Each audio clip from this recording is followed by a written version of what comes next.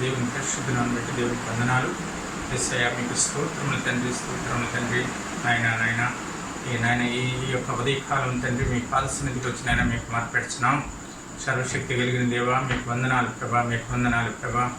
నాయన ఇదిగో తండ్రి 3వ తారీఖు మే నెల 2020 సంవత్సరంలో ప్రభా మీ యొక్క అపారమైన కృపను బట్టి తండ్రి నాయన మీ వాక్యం అందించిన ప్రభా మీరు సహాయం చేయించిన విధానం బట్టి తండ్రి మీకు వందనాలు ప్రభా.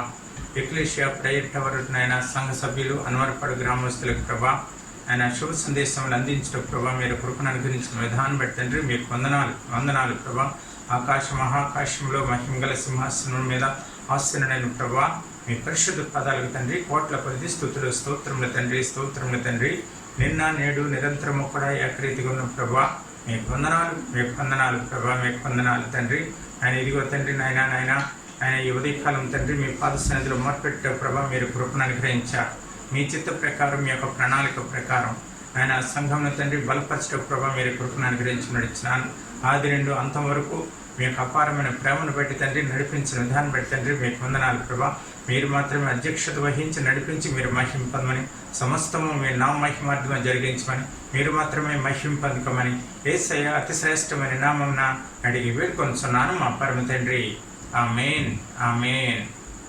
ఒక పాట పాడుకుందాం, ఒక చరణం పాడుకుందాం.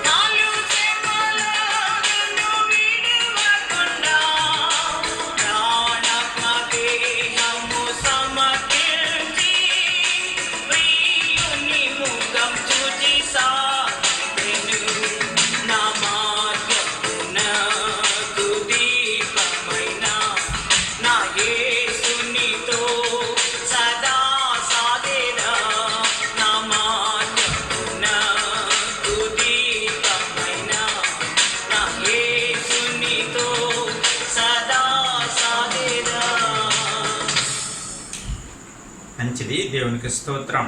హల్లెలూయా. దేవుని యొక్క వాక్యం చదువుకుందాం. ఈ దినాన్ని కీర్తన భాగం 75వ కీర్తన చదువుతున్నాను. మీరందరూ కూడా ఆలకించాలని ప్రభు పేరిట మీకు మనం చేస్తున్నాను. దేవా, మేము నీకు కృతజ్ఞతాస్తుతులు చెల్లించున్నాము. నీవు సమీపంగా ఉన్నావని కృతజ్ఞతాస్తుతులు చెల్లించున్నాం. నరులు నీ ఆశ్చర్యకాలములు వివరించెదరు. నేను యుక్త కాలమును కనిపెట్టుచున్నాను. నేనే న్యాయమును బట్టి నీ తీర్పు తీర్చుచున్నాను. భూమియు దాని నివాసులందరూ లయమగినప్పుడు నేనే దానికి స్తంభములను నిలుపుదును. అహంకారులై ఉండకుడని అహంకారులకు నేను ఆజ్ఞ ఇచ్చుచున్నాను. కొమ్ము ఎత్తకుడి, ఎత్తుగా కొమ్ము ఎత్తకుడి, పొగరుబెట్టిన మాట్లాడకుడి అని భక్తిహీనులకు నేను ఆజ్ఞ ఇచ్చుచున్నాను. తూర్పు నుండి అయినను, పరమటి నుండి అయినను, అరణ్యం నుండి అయినను హెచ్చు కలగదు. దేవుడే తీర్పు తీర్చువాడు. ఆయన ఒకరిని తగ్గించును, ఒకరిని హెచ్చించును. యెహోవా చేతిలో ఒక పాత్ర ఉన్నది, అందులోని ద్రాక్షారసము పొంగుచున్నది. అది సంభారముతో నిండి ఉన్నది, ఆయన దానిలోనిది పోయిచున్నాడు. భూమి మీదనున్న భక్తిహీనులందరూ మడ్డితో కూడా పీల్చి మృంగివేయవలను. నేనైతే నిత్యము ఆయన స్తుతిని ప్రచురము చేయుదను. యాకోబు దేవుని నేను నిత్యము కీర్తించెదను. భక్తిహీనుల కొమ్ములన్నిటిని నేను విరగొట్టెదను, నీతిమంతుల కొమ్ములు హెచ్చించబడును. ఈ కీర్తన ఆసాబు రాసినట్లుగా దేవుని యొక్క లేఖనాలు సెలవిస్తున్నాయి. ఎందుచేతనంటే కీర్తనకారుడు దేవుని యొక్క ప్రత్యక్షతను చూసి దేవుని ఎంతగానో స్తుతించి దేవుని ఘనపరిచి దేవుని మహింపరచాలని ఈ కీర్తనలో ముఖ్య ఉద్దేశమై ఉన్నది. ఎందుచేతనంటే కీర్తనకారుడు తన యొక్క మనసులో ఉన్న మాట నిత్యము ప్రభువును స్తుతించాలి, నిత్యము ప్రభువును స్తుతించాలి. ఎందుచేతనంటే ఇశ్రాయేలీయుల యొక్క స్తుతుల మీద ఆసీనుడైన ప్రభు. ఎందుచేతనంటే దేవుడు స్తుతులకు అర్హుడు, స్తోత్రార్హుడని దేవుని యొక్క లేఖనాలు సెలవిస్తున్నాయి. అందుచేతన దేవుని ఎంతగానో స్తుతించి ఆరాధించి దేవుని ఘనపరిచి దేవుని మహింపరచాలని ఈ కీర్తనకారుడు మాట్లాడుతున్నారు. దేవుని కన్నా మనుషుడు గొప్పవాడు కాదు గనక అహంకారులై ఉండకూడని దేవుని యొక్క లేఖనాలు సెలవిస్తున్నాయి. ఎంతగానో దేవుని యొక్క లేఖనం మనకు బోధించినప్పుడు మొదటి వాక్యం చూసినట్లయితే థ్యాంక్స్ చెప్తూ దేవునికి ప్రైజ్ లాడు చెప్తూ దేవుని మహింపరచాలి. ఎందుచేతనంటే ఆయన సార్వభౌమాధికారం కలిగిన దేవుడు కనుక ఆయన స్తుతించాలని కీర్తనకారుడు మాట్లాడుతున్నారు. 2వ వాక్యం నుండి 7వ వాక్యం చూసినట్లయితే అక్కడ దేవుని యొక్క లేఖనం నేను యుక్తకాలంను కనిపెట్టుచున్నాను, నేనే న్యాయమును బట్టి తీర్పు తీర్చున్నాను. భూమియు దాని నివాసులందరూ లయమగినప్పుడు నేను దాన్ని స్తంభముల మీద నిలుపుదను. ఎందుచేతనంటే ఈ సృష్టికర్త ఆయనే అని దేవుని యొక్క లేఖనాలు సెలవిస్తున్నాయి. ప్రియ సంఘమా, దేవుణ్ణి స్తుతించాలి, దేవుని ఘనపరచాలి, దేవుణ్ణి ఎంతగానో మహింపరచాలని దేవుని యొక్క లేఖనాలు సెలవిస్తున్నాయి. ఎందుచేతనంటే భూమి మీద చాలా మంది ఇదిగో దేవుడు లేడని ఇష్టానుసారంగా ప్రవర్తించు, మేమే గొప్పవాళ్ళం, మేమే అని ఈ బడాయిలు చెప్పుకునే వాళ్ళు కూడా చాలా మంది ఉన్నారు. అహంకారులై ఉన్నవారు చాలా మంది చెప్పుకుంటున్నారు. దేవుడు సార్వభౌమాధికారం కలిగిన దేవుడు గనుక ఆయన స్తుతించాలి. నీ జీవితకాలం అంతా కూడా ఆయన స్తుతించినప్పటికీ కూడా ఆయన రుణము ఎన్నడూ కూడా తీర్చలేం. ఎందుచేతనంటే నిన్ను భూమి మీద నీవు దేవుడు సృష్టించక మునుపు ఇదిగో నిన్ను నీ యొక్క జీవితం అంతా కూడా ఆయన యొక్క ప్రణాళికలో ఉండి నిన్ను భూమి మీద సృష్టించి నీ జీవితకాలం అంతా కూడా ఆయన పోషించి పెద్దవాడిని చేసి నిన్ను ఆదరించి ఆదుకున్న దేవుడు ఆయన గనక ఆయన ఎంతగానో స్తుతించాలని ఈ కీర్తనకారుడు మాట్లాడుతున్నారు. ఎందుచేతనంటే నీ ఇష్టానుసారంగా గొప్పలు చెప్పుకుంటే ఒక రోజున అది కుప్పకూలిపోతుందని ఇదిగో దేవుని యొక్క లేఖనాలు సెలవిస్తున్నాయి. 3వ మాట చూసినట్లయితే భూమియు దాని నివాసులందరూ లగినప్పుడు నేనే దాని స్తంభముల మీద నిలుపును. అహంకారులు అయి ఉండకూడని అహంకారులకు నేనే ఆజ్ఞ ఇచ్చుచున్నాను. కొమ్ము ఎత్తకుడి, ఎత్తుగా కొమ్ము ఎత్తకుడి, పొగరబట్టిన మాటలు మాట్లాడకూడని భక్తిహీనులకు ఆజ్ఞ ఇచ్చుచున్నాను. తూర్పు నుండి ఏనెను, పరమటి నుండి ఏనెను, అరణ్యం నుండి నేను హెచ్చు కలగదు. దేవుడే తీర్పు తీర్చువాడు. ఆయన ఒకరిని తగ్గించును, ఒకరిని హెచ్చించునని దేవుని యొక్క లేఖనాలు సెలవిస్తున్నాయి. ఎందుచేతనంటే ఇదిగో దేవుడు తీర్పు తీర్చే దేవుడు. ఇదిగో దేవునికి విరోధముగా నీ యొక్క ప్రవర్తన ఉన్నట్లయితే ఒక రోజున తీర్పు తీర్చే దేవుడు. ఈ భూమి మీద పుట్టిన ప్రతి మానవుడికి కూడా ఆయన ధవళ సింహాసనం మీద కూర్చుని తీర్పు తీర్చే దేవుడు ఉన్నాడని మర్చిపోద్దని దేవుని యొక్క లేఖనాలు సెలవిస్తున్నాయి. అందుచేతను ఆయన రెండోసారి రాకమునిపే నీవు దేవుని స్తుతించి దేవుని ఘనపరిచి దేవుని మహింపరచాలని ఈ కీర్తనకారుడు మాట్లాడుతున్నారు. 3వ మాట చూసినట్లయితే దేవుని యొక్క లేఖనం ఆయన ఉద్దేశాలు ఆయన శక్తివంతుడని మొదటి వాక్యం చూసాం. దేవుడు సార్వభౌమాధికారం కలిగిన దేవుడని ఆయన మొదటి వాక్యాలు చూసాం. 2-3 వాక్యాలు చూసినట్లయితే ఆయన శక్తి కలిగిన దేవుడని చూసాం. 3వ మాటలు చూసినట్లయితే ఇదిగో 6 నుండి 7వ వాక్యాలు చూసినట్లయితే ఆయన ఉద్దేశాలన్నీ కూడా నెరవేర్చే దేవుడని దేవుని యొక్క లేఖనాలు సెలవిస్తుంది. ఇదిగో 3వ మాట చూసినట్లయితే 8వ వాక్యం చదువుతున్నాను. యెహోవా చేతిలో ఒక పాత్ర ఉన్నది, అందులోని ద్రాక్షారసం పొంగుచున్నది, అది సంభారంతో నిండినది, ఆయన దానిలోని పోయిచున్నాడు. భూమి మీద ఉన్న భక్తిహీనులందరూ మట్టితో కూడా దాన్ని పీల్చి మింగివేయుదురు. ఎవరంటండి?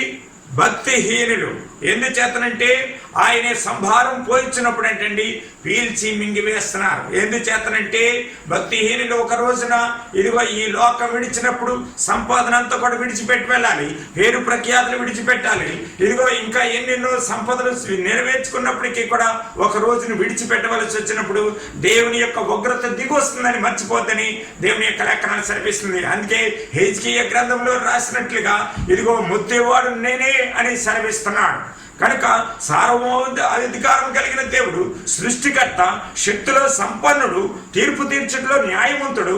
అలాంటి దేవుని ఎదుట నీవు అహంకారంతో ఉన్నట్లయితే ఒక రోజున తీర్పు తీర్చే దేవుడు, మొత్తే దేవుడు ఆయనని ఈ కీర్తనకారుడు ఎంతగానో దేవుని స్తుతించి దేవుని ఘనపరిచి దేవుని మహింపరచాలని ఇదిగో దేవుని యొక్క లేఖనాలు సెలవిస్తున్నాయి. ఇదిగో ఇంకా చూసినట్లయితే 9వ వాక్యం చదువుతున్నాను. నేనైతే నిత్యము ఆయన స్తుతిని ప్రచురము చేయదును, యాకోబు దేవుని నేను నిత్యము కీర్తించదును. భక్తిహీనుల కొమ్ములన్నింటినీ నేను విరగొట్టెను, నీతిమంతుల కొమ్ములు హెచ్చించబడును. స్తుతించటలో నీ జీవితం దేవుని కొరకు ఎంతగా ఖర్చు పెడతాం అనేది దేవుని యొక్క లెక్కల్లో ఉంటుంది. దేవుడు నీకు 24 గంటల సమయంలో, ఒక రోజుకి 24 గంటల్లో, రోజుకి 2 గంటల 40 నిమిషాలు దేవుణ్ణి స్తుతించట్లో, దేవుణ్ణి ఆరాధించట్లో, దేవుణ్ణి ఘనపరచట్లో, దేవుని మహింపరచట్లో నీ జీవితం ఎలా ఉన్నది? ఒక రోజున నీ జీవితానికి ముగింపు తర్వాత దేవుడు నిన్ను లెక్క అడుగుతాడు. సుమా, నీకు 60 సంవత్సరాలు ఉండొచ్చు, 70 సంవత్సరాలు ఉండొచ్చు, అధిక బలం ఉంటే 80 సంవత్సరాలు ఉండొచ్చు, ఒకవేళ ఇంకా బలం ఉంటే 100 సంవత్సరాలు ఉండొచ్చు. ఈ 100 సంవత్సరాలు నీ జీవిత కాలంలో దేవుని స్తుతించట్లో ఎన్ని గంటలు ఉపయోగించావు?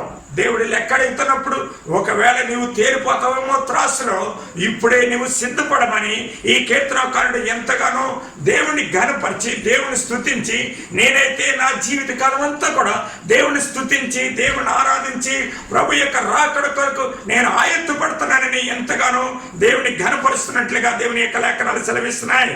ప్రియ సంగమా, ప్రియ దేవుని యొక్క వాక్యం ఇచ్చిన దేవుని యొక్క ప్రజలారా, దేవుని వైపు మళ్ళీ నీ యొక్క జీవిత కాలం అంతా కూడా దేవుని స్తుతించాలని దేవుని యొక్క లేఖనాలు సెలవిస్తున్నాయి.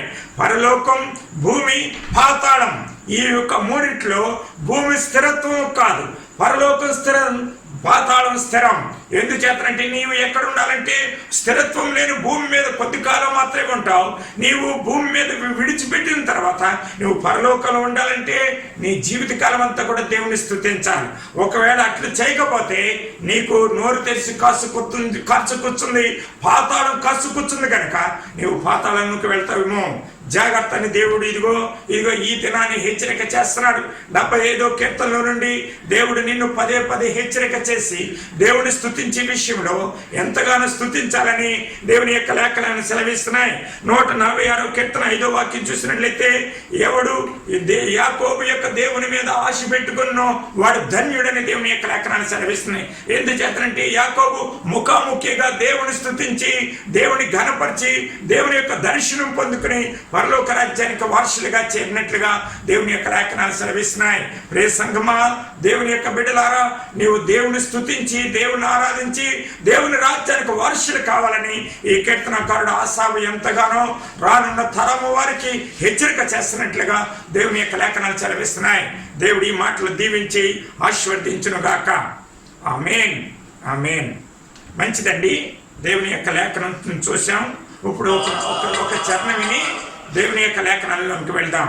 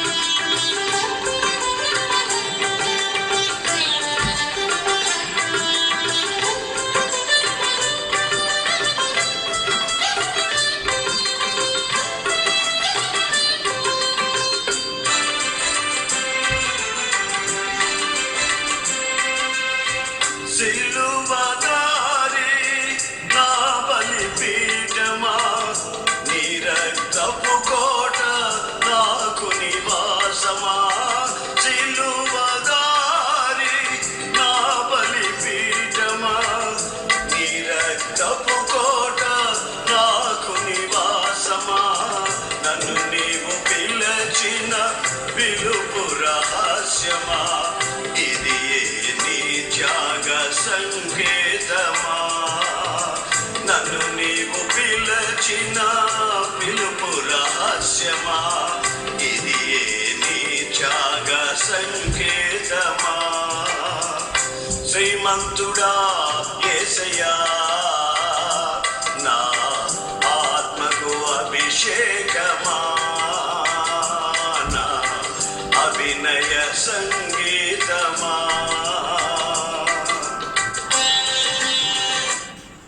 మంచిది. దేవుని యొక్క లేఖనంలోకి వెళ్దాం. లోకాసు వార్త కిందటి వారం లోకాసు వార్తలో నుంచి శ్రేష్టమైన మాటలు చూసాం. తన యొక్క ఇల్లు కట్టేవారు ఏ విధంగా ఉంటారో తన జీవితం కట్టుకునేవారు కూడా ఆ విధంగా ఉంటారని సెలవిస్తుంది. ఇదిగో యేసు ప్రభు తన శిష్యులను పిలిచిన విషయంలో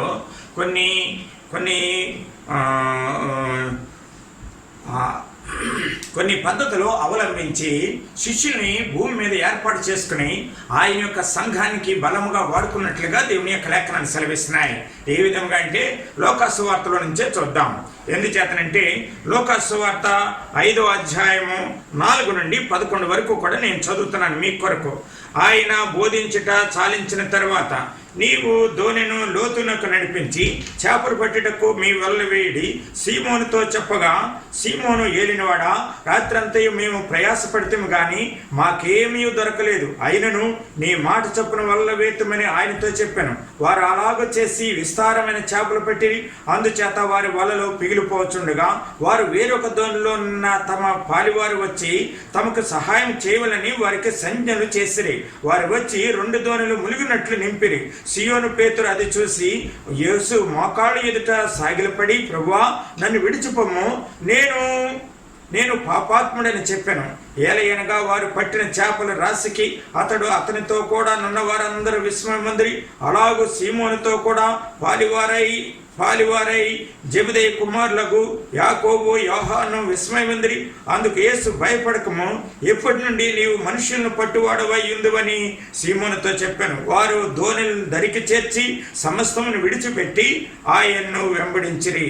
దేవుడు తన పరిశుద్ధ వాక్యని దీవించి ఆశీర్వదించును గాక. మంచిది. ఇక్కడ దేవుని యొక్క లేఖనం యేసు ప్రభు చెప్పిన మాటకి పేతురు లోబడుతున్నారు. ఎందుచేతనంటే పేతురు చేపలు పడటానికి వెళ్ళారు. రాత్రంతా కూడా ప్రయాసపడ్డారు. ఎందుకు చేపలు రాత్రి పడతారంటే చేపలు విస్తారముగా పడతాయి రాత్రి కాలంలోనే. పగటి కాలం చేపలు దొరకవు. ఎందుచేతనంటే ఇదిగో నీటి అడుగు భాగానికి వెళ్ళిపోతాయి కనుక చేపలు దొరకవు. కనుక విస్తారమైన చేపలు పడటానికి రాత్రి సమయం. రాత్రంతా కూడా శ్రమ పడ్డారు. ఒక్క చేప కూడా దొరకలేదంటే. అప్పుడు యేసు ప్రభు చెప్తున్న మాట, ఆ నావని లోపలికి నడిపించి లోతునికి నడిపించి, నీవు దోణిని లోతునికి నడిపించి చేపలు పట్టుటకు మీ వలలు వేడిని సీమోనుతో చెప్పగా, అప్పుడు సీమోనుతో చెప్పినప్పుడు సీమోను చెప్తున్న మాట ఏంటంటే, ప్రభువా రాత్రంతా కూడా ప్రయాసపడ్డాం, ఒక్క చేప కూడా దొరకలేదు. అంటే సీమోనికి చేపలు పడటంలో ఎన్నో సంవత్సరాల యొక్క అనుభవం ఉంది. అయినప్పటికీ కూడా ఒక్క చేప కూడా దొరకలేదంటే రాత్రంతా కూడా ప్రయాసపడ్డాం, ఒక్క చేప కూడా దొరకలేదు. అయినను నీ మాట చొప్పున, యేసు ప్రభువు యొక్క మాటలో జీవం ఉన్నది. అందుచేతను నీ మాట చొప్పున వల వేతమని వేసినప్పుడు అంటండి, లోతునెక్కి నడిపించి వల వేసినప్పుడు అంటండి విస్తారమైన చేపలు పడినాయి అంటండి. విస్తారమైన చేపలు పడుతున్నప్పుడు అది ఒక దోణి కాదు, 2 దోణిని ములిగినంత చేపలు పడినప్పుడు పక్క ఆ యొక్క పడవలను కూడా కేకేసి ఈ యొక్క చేపలు ఆ యొక్క పడవకి తీసుకున్నప్పుడు 2 దోణిలో కూడా ములిగినంత చేపలు పెట్టినాయి ఏంటండి.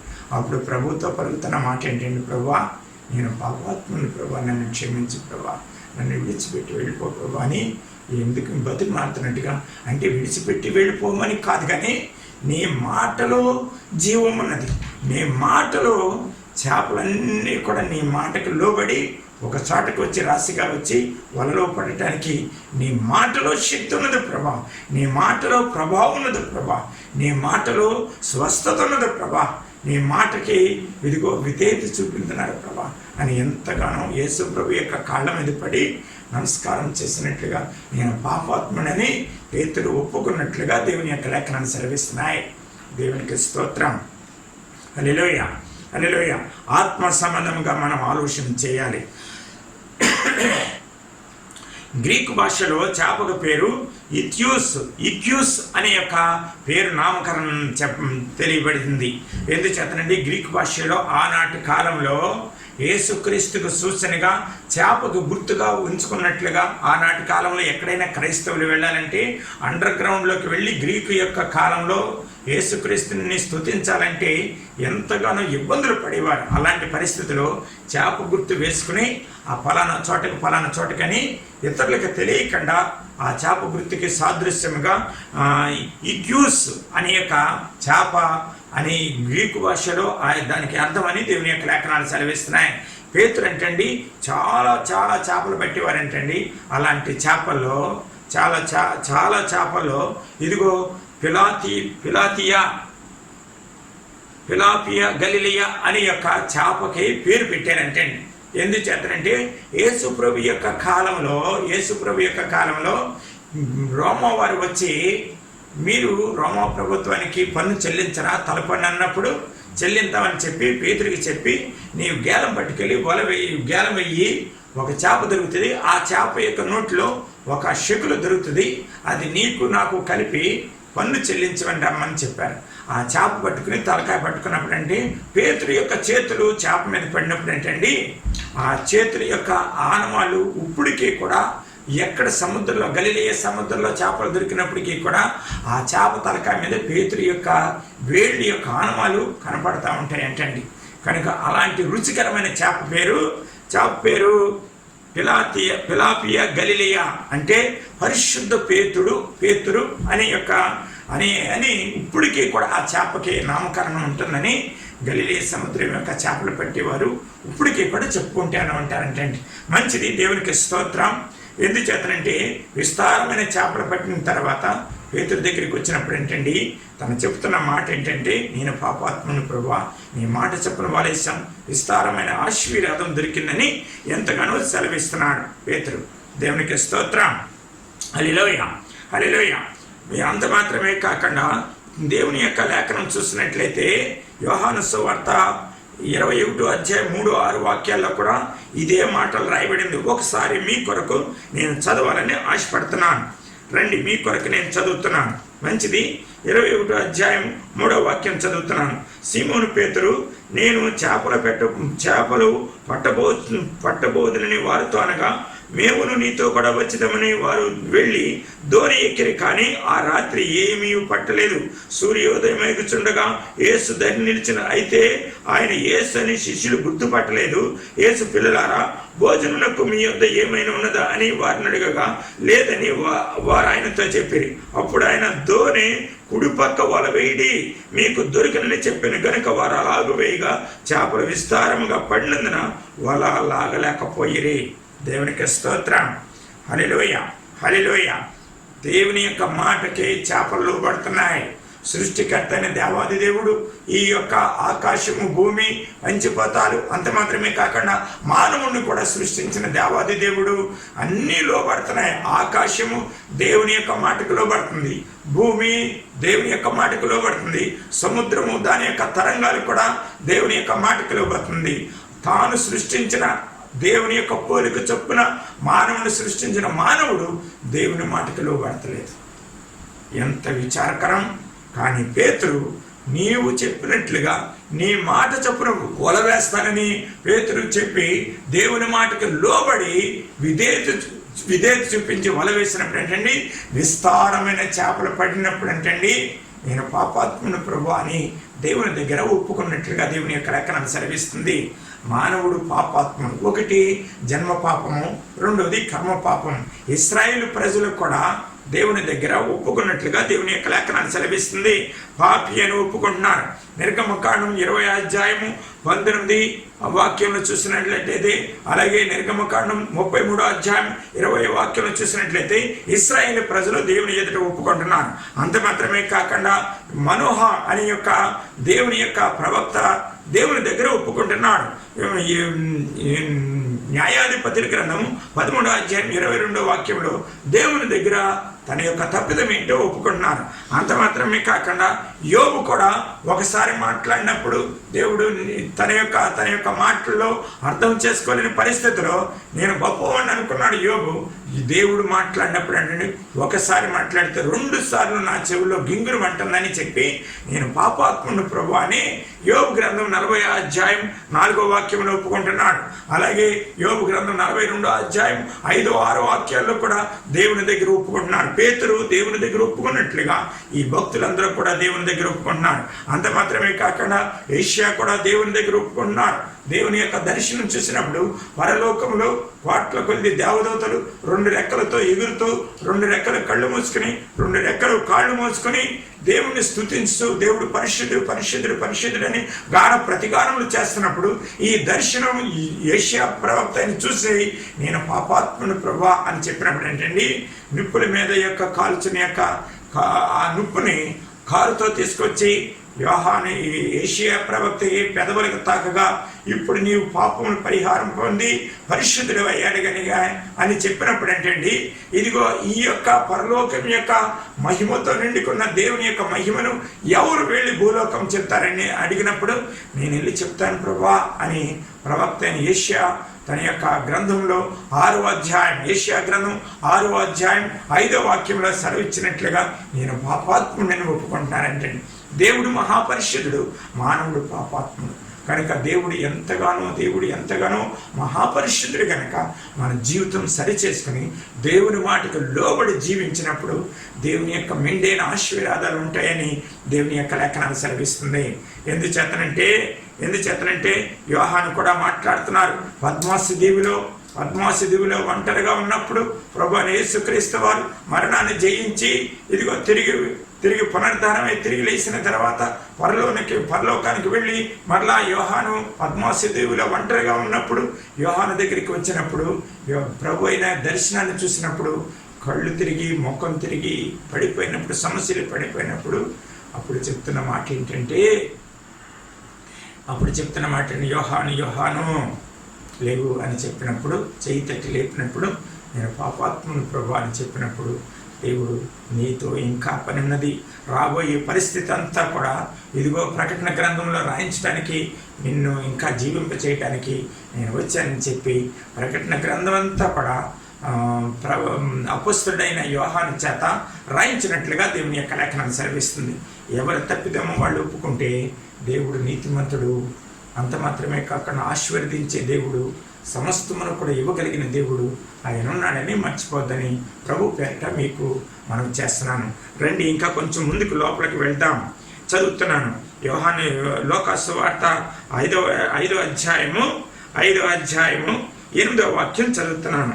సీమోను పేతురు అది చూసి యేసు మోకాళ్ళు ఎదుట సాగిలపడి ప్రభువా నన్ను విడిచిపోమ్మో నేను పాపాత్ముడని చెప్పాను. ఏలయనగా వారు పట్టిన చేపల రాశిగా అతనితో కూడా నున్న వారందరూ విస్మయముందిరి. ఎందుచేతనంటే దేవుడు ఆశీర్వదించగలిగిన దేవుడు, కృంగిపోయిన వారిని లేవనెత్తగలిగిన దేవుడు, అనారోగ్యంలో ఉన్న వారిని స్వస్థపరచగలిగిన దేవుడు, తుఫాన్ని ఆఫ్ చేయగలిగిన దేవుడు.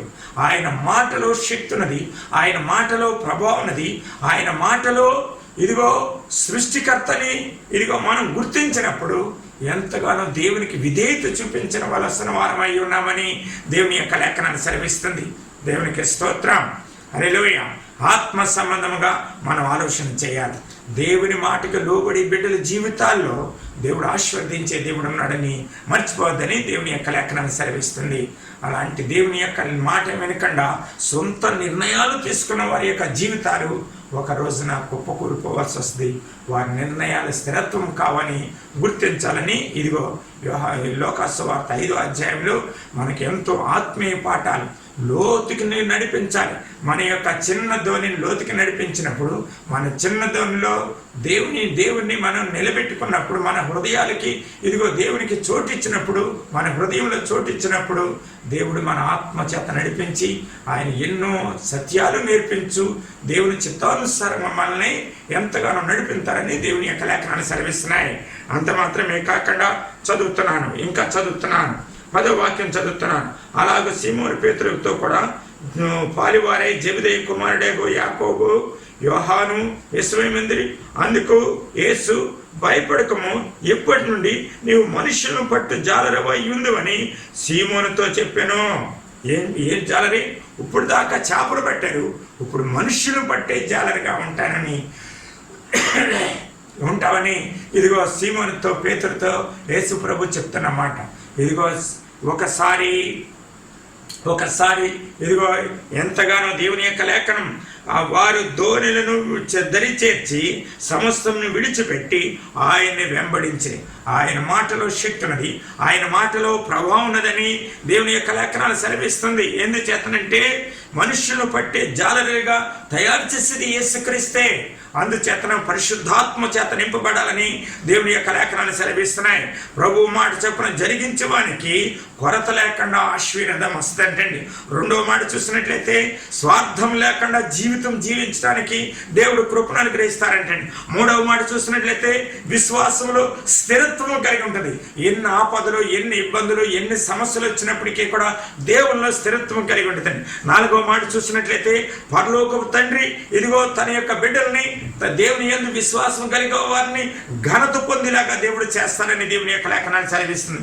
అంత మాత్రమే కాకుండా పేతురు, యోహాను, అంద్రేయ కూడా అడుగుతున్నారు. ఏమని? ప్రభువా, మేము సమస్తమును కూడా విడిచిపెట్టి, పడవలను విడిచిపెట్టి, వలలు విడిచిపెట్టి, ఇదిగో సమస్తమును కూడా విడిచిపెట్టి నిన్ను వెంబడించినప్పుడు మాకు ఏమిటి ప్రయోజనం అంటే, ప్రపంచ పునర్జన్మప్పుడు ఇదిగో తీర్పు తీర్చున్నప్పుడు దేవుడు ఈ ప్రపంచంలో పుట్టిన ప్రతి మానవుడికి కూడా, అనగా ప్రభువైన యేసుక్రీస్తు వారు తీర్పు తీర్చుతున్నప్పుడు ఇదిగో మిమ్మల్ని కూడా ఇదిగో 12 సింహాసనం మీద కూర్చుని ఇశ్రాయేలుకు తీర్పు తీర్చడానికి మీకు అవకాశం ఇస్తాను.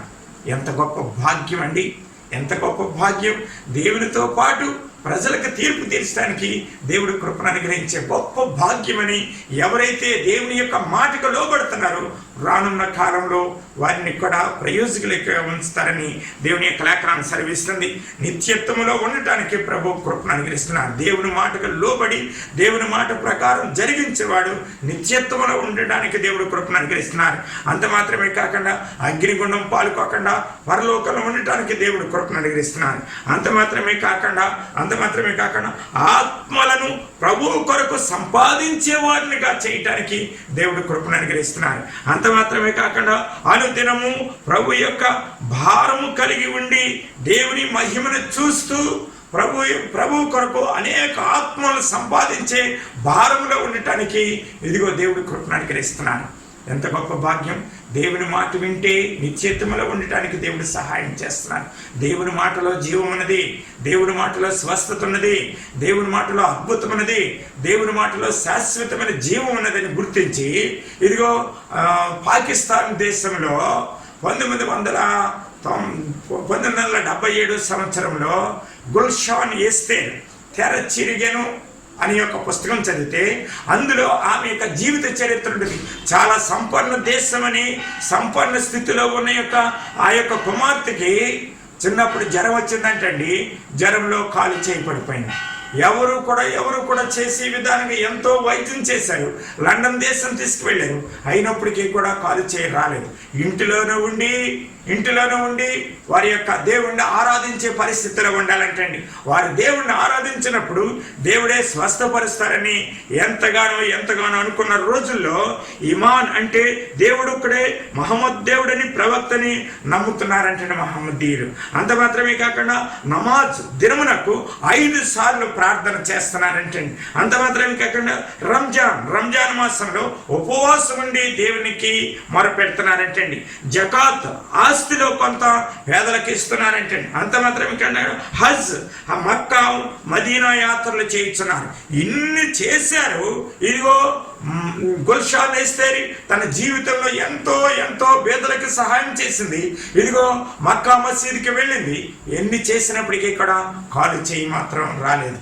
ఇంట్లోనే ఉండి ఎంతగానో ఆక్రందన చెందుతున్నప్పుడు నిజమైన దేవుడు ఎవరు, నా కాలు చేయి తిరిగి బాగుపడదని 3 సంవత్సరాలు ప్రార్థన చేసినప్పుడు ప్రభువైన యేసుక్రీస్తు వారు ప్రత్యక్షమయ్యి, కుమార్తె నేను నిజమైన దేవుడు, నిన్ను స్వస్థపరుచున్నాను అని చెప్పి తన నోటి మాట ద్వారా ఆ కుమార్తెను స్వస్థపరిచి లేచి నడమన్నప్పుడు అంటండి, లేచి నడిచి గంతులు వేస్తూ దేవుని మహింపరిచినండి.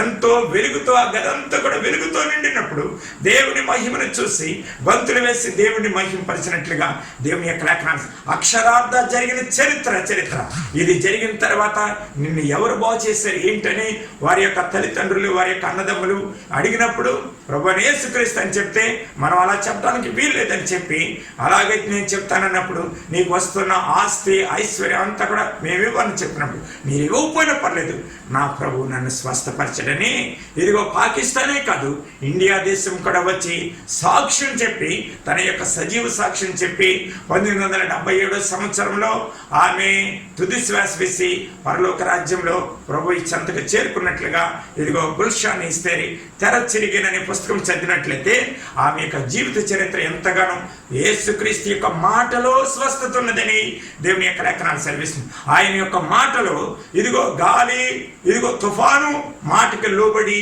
ఇదిగో ఎంతగానో తుఫాను నిమ్మలమైందని శిష్యులు చూశారంటే మాటలో జీవం ఉన్నదని గుర్తించి నిత్యత్వములో ఉండటానికి ప్రభువైన యేసుక్రీస్తు ఒక్కరే నిజమైన దేవుడు, ఆయన మాత్రమే ఆరాధకుడని దేవుని యొక్క లేఖనాలు సెలవిస్తుంది. అందుకే నీ జీవితము లోతైన పడవని లోతుగా నడిపించాలంటే దేవుని యొక్క సత్యాలు నీవు గమనించి దేవుణ్ణి ఆరాధించే విషయంలో, దేవుని మాటకి విధేయత చూపించే విషయంలో, దేవుని ఘనపరిచే విషయంలో, దేవుని మహింపరిచే విషయంలో నీ జీవితం ఉండాలని ప్రభు పేరట నీకు మనం చేస్తున్నాను. అంత మాత్రమే కాకుండా లోతు ఈ పేతురు దేవుని కొరకు నమ్మకంగా యథార్థముగా జీవించి దేవుని మహింపరిచినట్లుగా దేవుని యొక్క లేఖనాలు సెలవిస్తున్నాయి. కనుక ఆత్మ సంబంధముగా నీవు జీవించాలని దేవుడి మాటలు దీవించి ఆశీర్వదించుగాక. మహిమతో నీవు దిగి వచ్చు వేళ మార్పు నుండెద నీ పోలికగా, మహిమతో నీవు దిగి వచ్చు వేళ మార్పు నుండెద నీ పోలికగా, శ్రీమంతుడా యేసయ్యా నా ఆత్మకు అభిషేకమా, నా అభినయ సంగీతమా.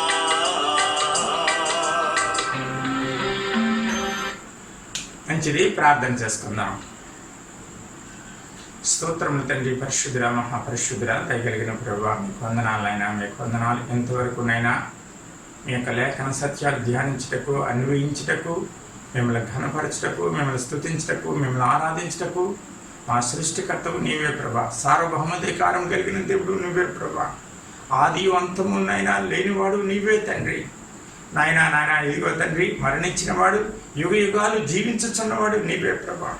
నాయన భూమి మీదకి తండ్రి అతి త్వరగా రాబోతున్నారు ప్రభా.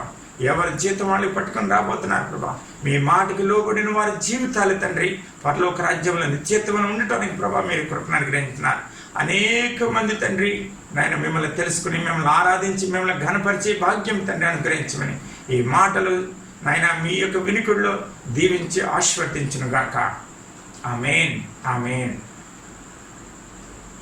తండ్రి యొక్క ప్రేమ, కుమారుడి యొక్క కృప, పరిశుద్ధాత్మిక అన్యోన్య సహవాసం కూడిన మనకును భూలోకంలో సమస్త పరిశుద్ధులకును సదాకాలము తోడే ఉండి నడిపించునుగాక. ఆమేన్. యేసు రక్తమే జయం, ప్రవేశ రక్తమే జయం, ప్రవేశనానికి సంపూర్ణ విజయము కలుగునుగాక. ఆమేన్, ఆమేన్, ఆమేన్. అందరికీ వందనాలండి, వందనాలండి. 40 minutes.